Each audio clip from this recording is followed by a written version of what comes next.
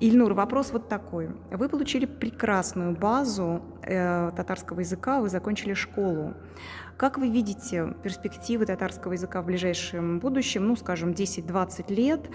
Что вы видите в своем окружении? И что вы думаете по поводу точки зрения, когда говорят сейчас, да ну, к чему вообще этот татарский язык? Все универсально, все глобально, все должно быть удобно, комфортно, а это вот лишние какие-то затраты энергии и ресурсов. А, Я считаю, что язык, кроме того, что это ценность богатства, это и очень важный инструмент. э, И, как вот вы отметили, знание языков, разных языков, открывает новые возможности для людей. И все то же самое верно и не только с какими-то глобальными языками, да, с китайским, испанским, английским, французским, но и в сторону языков, на которых говорят меньше людей, чем, например, те языки, которые ты знаешь. И в моем окружении есть люди, которые учат языки для того, чтобы читать какие-то произведения в оригинале, для того, чтобы в LinkedIn, да, Мгм. у них было больше возможностей для поиска новой работы. Это центральный наш экспонат, он называется «Листающийся Коран», специально разработан для нашего музея, представляет собой раскрытую книгу, такую интерактивную книгу. Внутри у нее собраны различные печатные и рукописные Кораны, которые хранятся в наших фондах. То есть они были специально отсканированы. Главная же претензия к музеям какая, что экспонаты нельзя потрогать, они под стеклом. А здесь мы решаем эту проблему тем, что книги, хранящиеся в фондах, вообще недоступные взгляду посетителя, представлены вот в таком интерактивном формате. Мы можем эти книги полистать. Здесь специальная анимация сделана так, как будто мы листаем страницы, читаем эти страницы. Это книги, которые в разное время были официальными делегациями подарены Казанскому Кремлю или мечети Кул-Шариф, либо специально нами закуплены, как редкие издания, факсимильные копии старинных книг. И я уверен, что знание тюркского языка, знание какого-то из языков народов России, численность которых меньше, например, да, Мгм, мгм. тех, кто говорит на русском языке, это в любом случае ключ к обогащению себя и новым возможностям. И это и, конечно, вот то, с чего я начал, это огромное богатство,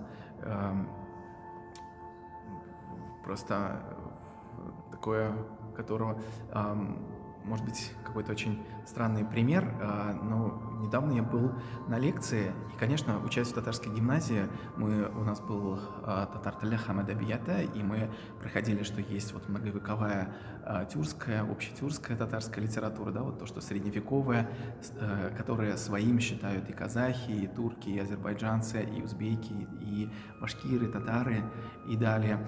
И нам назывались эти имена, эти произведения, какие-то краткие выжимки из этого.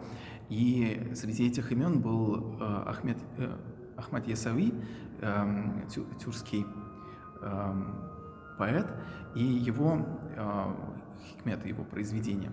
И вот мы это когда-то учили и благополучно забыли.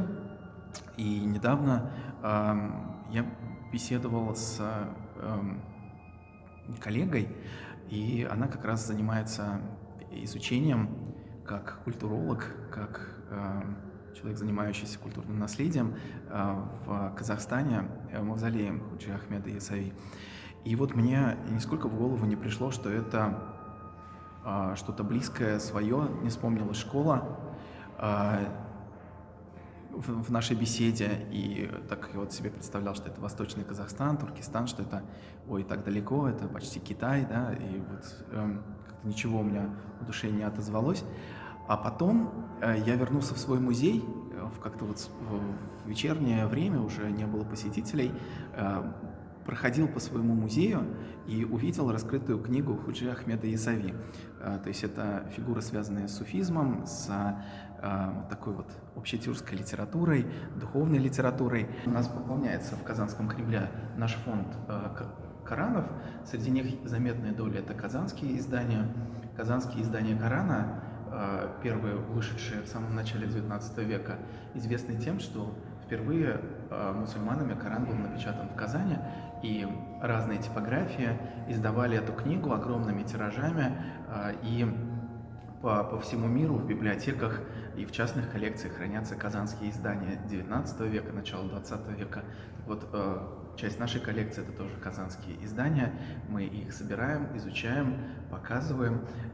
И вот не только под стеклом в витринах, на выставках, но и вот в таком формате. То есть можно эти издания полистать, посмотреть, а кроме того, можно Коран с помощью этого экспоната еще и послушать. Вот звучит сура Аль-Фатиха. Это первая глава Корана.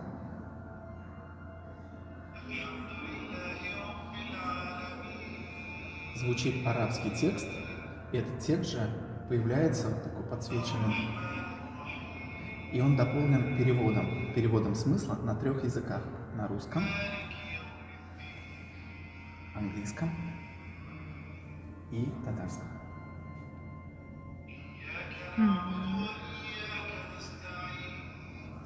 И этот наш центральный экспонат, именно на нем задерживаются наши посетители, и маленькие, и взрослые.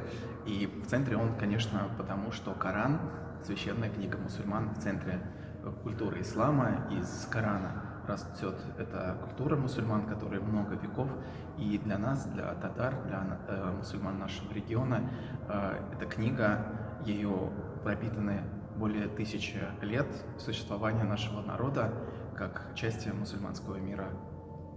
Ну и что татарский мир, он вот заметно шире. Да, то не есть только это такой Татарстан и тюркский Россия, мир, да, да? это и татарский тоже. То есть вот если мы откроем его произведение, начнем читать, мы за вычетом каких-то фарсизмов, арабизмов очень ясно, очень четко будем понимать, что там написано. И это очень такое было осознание необычное, что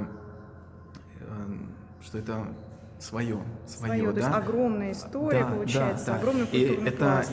это сколько столетий назад было написано, и написано на том языке, на котором ты говоришь, да, и вовсе не на чем-то незнакомом, да. каком-то И вот вымершем, это ведь да. наше богатство, и как вот от этого можно отвернуться и говорить, что, какие перспективы?